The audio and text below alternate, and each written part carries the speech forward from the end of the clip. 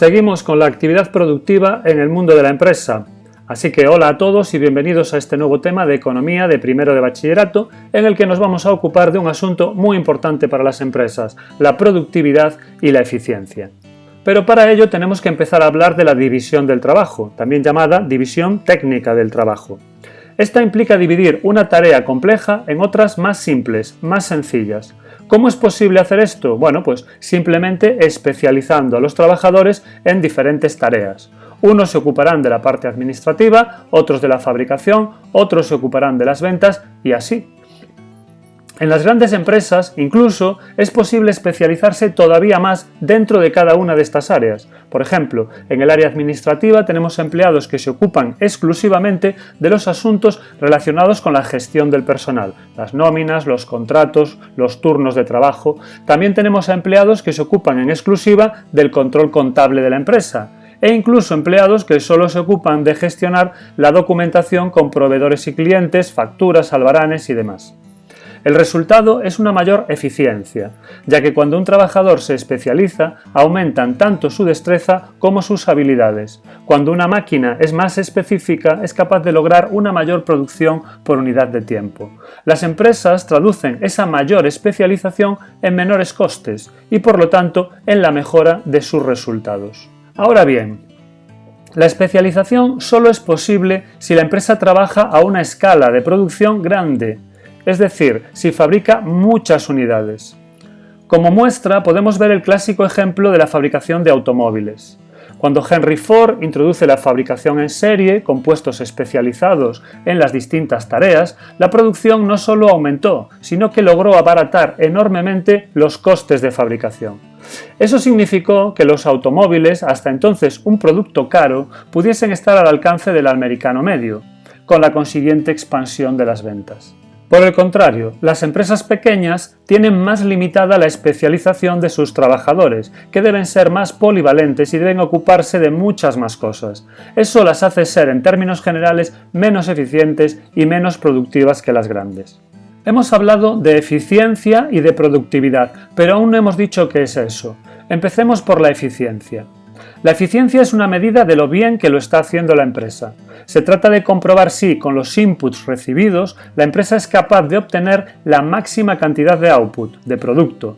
Es posible enfocar la eficiencia desde dos puntos de vista diferentes. Podemos centrarnos en sus aspectos meramente físicos, de relación o comparación entre las cantidades de inputs y las de outputs, sin tener en cuenta para nada los aspectos monetarios, o podemos enfocarnos también en los aspectos que implican dinero, que movilizan los costes de producción, relación entre el valor de los inputs y el valor de los outputs. En el primer caso estamos hablando de la llamada eficiencia técnica, mientras que en el segundo hablamos de eficiencia económica. Veamos esto con un poco más de detalle. Con la eficiencia técnica solo tenemos en cuenta las cantidades utilizadas de input y output. Si un proceso utiliza 5 trabajadores y una máquina para producir 6 unidades de producto, y otro es capaz de lograr lo mismo con un trabajador menos, entonces el segundo será más eficiente que el primero en sentido técnico. Estará utilizando menor cantidad de factores por unidad producida. Para ello, lo que hacemos es medir la relación entre inputs y output mediante una sencilla división. Comprobamos cuánto output se obtiene por unidad de input utilizado, todo ello medido en unidades físicas. En el primer caso, 1,2 unidades por trabajador, en el segundo 1,5. El resultado está claro. Por otra parte, con la eficiencia económica no solo tenemos en cuenta las unidades físicas de input y output, sino que también tomamos en consideración sus precios. De esta manera será más eficiente en sentido económico aquel proceso productivo que sea más barato. En el ejemplo siguiente tenemos dos procesos bastante diferentes. El primero es intensivo en el uso de trabajo, mientras que el segundo utiliza más intensamente la maquinaria. ¿Cuál de los dos es mejor? Existe la tendencia a pensar que el que utiliza más máquinas es mejor, pero eso no tiene por qué ser así. Si ambos nos permiten producir la misma cantidad y ambos nos ofrecen la misma calidad, no los podemos comparar. No podemos decir que sea mejor utilizar trabajadores o máquinas para producir. Sin embargo, en términos económicos sí podemos decir algo. Si sabemos lo que cuesta cada trabajador y cada máquina, entonces podremos averiguar cuál de los dos procesos es más caro y cuál es más barato. Evidentemente, elegiremos el que sea más barato. En este ejemplo, si el primer proceso nos cuesta 700 euros, mientras que el segundo cuesta 1000 euros, pues resulta evidente que el primero es el más barato y por tanto será el más eficiente en sentido económico. Veamos un caso más. Supongamos que una empresa se enfrenta a la disyuntiva de tener que elegir entre las alternativas que se presentan en este cuadro. Tenemos 4 opciones tecnológicas diferentes y las 4 nos permiten producir exactamente lo mismo, misma cantidad y también misma calidad. La opción A utiliza mucho capital y poco trabajo.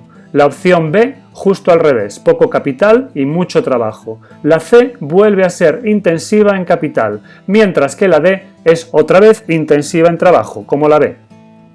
¿Cuál elegiremos? Es bastante evidente que la tecnología C es dominada estrictamente por la A, ya que la A utiliza menos máquinas, 40 frente a 45, que la C, y además también utiliza un trabajador menos, 5 frente a 6. Por tanto, la tecnología A es capaz de producir lo mismo con menos máquinas y menos trabajo, es más eficiente. La C sería siempre descartada. Sucede algo similar con la D respecto a la B. Utiliza una máquina más, 6 frente a 5, y 5 trabajadores más, 55 frente a 50, por lo que también la descartaríamos. Nos quedamos, por tanto, con la A y con la B. Pero entre estas dos, ¿cuál elegir? La verdad es que no tenemos ninguna razón para preferir una a la otra. Las dos nos permiten producir 1000 unidades con la misma calidad, como dijimos antes. Entonces necesitamos algo más, algún dato adicional que nos permita decantarnos por una o por otra, y ese dato van a ser los costes del trabajo y de las máquinas. Con los precios de los inputs podremos determinar cuál de las dos tecnologías, la A o la B, nos permite producir las 1000 unidades de la forma más barata posible. Pongamos, por ejemplo, que los precios de cada trabajador, su salario, fuesen de 500 euros, mientras que cada máquina costase justamente el doble, 1000 euros.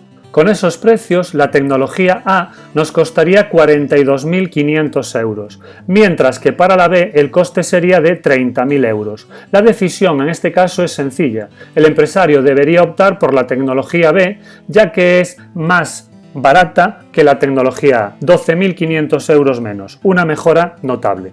Así pues, ya sabemos qué es la eficiencia y que tiene dos caras. La eficiencia técnica, que solo considera cantidades de factores y de producto, y la eficiencia económica, que además de las cantidades, también tiene en cuenta los precios. A las empresas les importa, y mucho, la eficiencia. Bien, ahora que ya tenemos claro qué es la eficiencia, vamos a ocuparnos de la productividad. En realidad, el concepto de productividad es similar al de eficiencia, porque lo que vamos a hacer es comparar, o sea, dividir la producción obtenida en relación a la cantidad de trabajo o de capital utilizadas, o también de ambas en conjunto. A la primera le llamamos productividad del trabajo, a la segunda productividad del capital y a la tercera le llamamos productividad conjunta o global.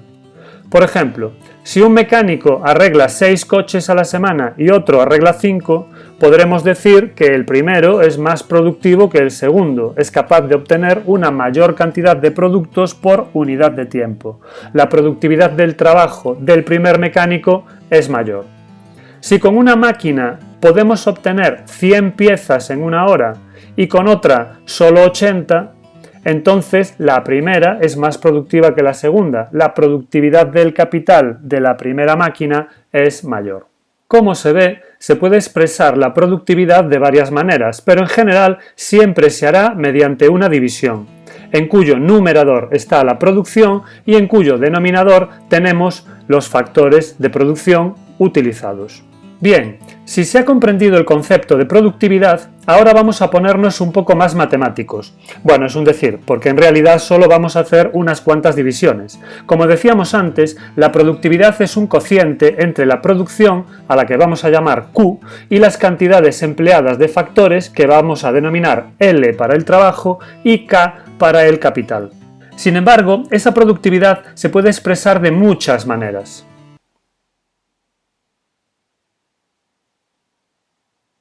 Podemos hacerlo en términos físicos o en valor, dependiendo de si las unidades de medida son cantidades de producto, trabajadores o unidades de capital, o bien si lo medimos todo en términos de dinero, como aquí, donde las cantidades se están multiplicando por los respectivos precios.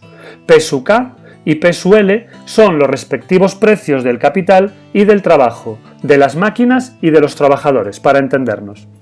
También podemos referirnos solo a la productividad del trabajo, cuando en el denominador solo tenemos a este factor de producción, solo a la productividad del capital cuando es el capital el que está en el denominador, o a la de ambos factores con trabajo y capital dividiendo la producción. Podríais pensar que aquí falta algo, que aquí hay un hueco sin rellenar, pero en realidad no. Pensad que igual que nos suelen decir eso de que no se pueden sumar peras con manzanas, tampoco podemos sumar así, sin más, trabajadores y máquinas en el denominador. ¿Qué resultado nos daría esa suma? ¿Maquinadores? No, claro que no. Hay que convertirlo todo en dinero. Ahora lo veremos. Por tanto, nos podemos encontrar con las productividades que se ven en pantalla. 5. A ver si eres capaz de señalármelas según las voy nombrando. Primero, la productividad física del capital, cuyos resultados serán unidades de producto por cada unidad de capital utilizada. Por ejemplo, 45 coches por cada hora de uso de la maquinaria. ¿Dónde está? En efecto, es esta. Otra más, la productividad física del trabajo, cuyo resultado serán unidades de producto por cada unidad de trabajo utilizada. Por ejemplo, 10 coches por trabajador y día. Eso es, esta.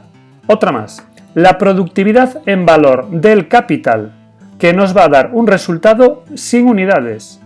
Por ejemplo, si el resultado fuese 7, eso querría decir que, por cada euro de capital empleado, la empresa obtiene 7 euros de valor de producto. ¿Cuál es? En efecto, esta. Otra. La productividad en valor del trabajo, que nos va a dar un resultado también sin unidades. Por ejemplo, si el resultado fuese 5, eso querría decir que por cada euro de trabajo empleado, la empresa obtiene 5 euros de valor de producto.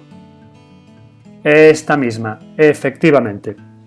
Y ya para terminar, la productividad en valor conjunta del capital y del trabajo, que nos dice cuál es el valor del producto obtenido por cada euro gastado en capital y en trabajo. Así, por ejemplo, si el resultado fuese 4, lo podríamos interpretar que por cada euro que la empresa invierte en trabajo y capital, obtiene producto por valor de 4 euros. Bueno, efectivamente, no podía ser otra, era la que nos faltaba. Recuerda que P sub Q, P sub K y P sub L son los respectivos precios de producto, capital y trabajo. Vamos a hacer un ejercicio a ver si lo hemos comprendido. Aquí tenemos nuestra batería de fórmulas. Ahora el enunciado. Vamos anotando lo relevante. La empresa Beta S.A. fabrica bicicletas. En concreto, durante el año 2019 ha fabricado 50.000 bicicletas. El número de trabajadores empleados ha sido de 25. También ha utilizado 5 máquinas. El salario de cada empleado fue de 20.000 euros anuales y el coste anual de cada máquina fue de 100.000 euros. Cada bici se vendió a 300 euros de media. Vale, con estos datos vamos a calcular la productividad física del trabajo en 2019. Lo primero es decidir cuál de las fórmulas que tenemos es la más apropiada. Vamos a ver, si nos piden la productividad del trabajo, tiene que ser alguna en la que aparezca el trabajo en el denominador. Esta o esta. A ver, en realidad la última no parece que vaya a ser, porque solo nos piden la productividad del trabajo. No se dice nada del capital, así que la descartamos. La segunda involucra el precio. Sin embargo, nos piden la productividad física, así que fuera con ella también. Nos quedamos, por lo tanto, con la primera. Ahora solo hay que sustituir la producción por su valor y la cantidad de trabajo por el suyo, con lo que nos quedan 50.000 bicis entre 25 trabajadores. Y esto nos da un resultado de 2.000 bicis por trabajador. No está mal. ¿Y si nos pidiesen la productividad en valor del capital? Pues vamos allá. Lo primero es decidir qué fórmula utilizar. La conjunta la descartamos, porque aquí, ahora, el trabajo no pinta nada. Nos piden la productividad del capital. Así que, de las que tienen el capital en el denominador, solo una nos permite expresarla en términos de dinero, de valor, y es esta. Así que vamos a utilizarla. Solo hay que sustituir por los datos correspondientes y calcular. Vamos allá. 50.000 bicis por su precio de venta, 300 euros. En el denominador tenemos 5 máquinas cuyo coste es de 100.000 euros cada una. Ok. Ahora las unidades. Bueno, con las unidades pasa algo curioso, y es que se cancelan entre ellas. Bicis con bicis, máquinas con máquinas y euros con euros. ¡Voilà! Adiós unidades. Si operamos nos queda 50.000 por 300 y 100.000 y me llevo 2, 30. Vaya, parece poco la verdad, aunque en realidad, si lo interpretamos, ese 30 quiere decir que por cada euro gastado en máquinas se obtienen 30 euros en valor de producto, 30 euros en bicis. Igual tampoco está tan mal. Bueno, y así con cualquier otra productividad que nos pidan. En realidad es bastante sencillo. Y para ir terminando, comentar que aparte de la productividad hay otros indicadores interesantes relacionados con ella, como la tasa de variación de la productividad y el índice de productividad global. La tasa de variación de la productividad nos dice cómo cambia esta periodo a periodo. Se calcula restando a la productividad de un año la del año anterior y dividiendo por la del año anterior. Por ejemplo, si la tasa de variación es el 5%, eso quiere decir que ha mejorado su productividad respecto al periodo anterior en un 5%. Para tenerla en porcentaje, solo hay que multiplicar por 100. El índice de productividad global nos da prácticamente la misma información. Se calcula dividiendo la productividad de un año entre la del año anterior, de forma que nos da como resultado un número mayor o menor que 1. Si es mayor que 1, significa que la productividad ha mejorado. Lo contrario, si es menor que 1. Así, por ejemplo, si el resultado fuese 1,05, significa que la productividad este año respecto al anterior ha mejorado un 5%. Ambos nos permiten hacer comparaciones a lo largo del tiempo, pero también entre diferentes empresas en un momento dado. Por ejemplo, si la empresa A ha tenido una productividad del trabajo de 2.000 bicis por trabajador, mientras que la B la ha tenido de 2.250 bicis, entonces la tasa de variación de la productividad me dirá que la B tiene una productividad un 12,5% mayor que la A.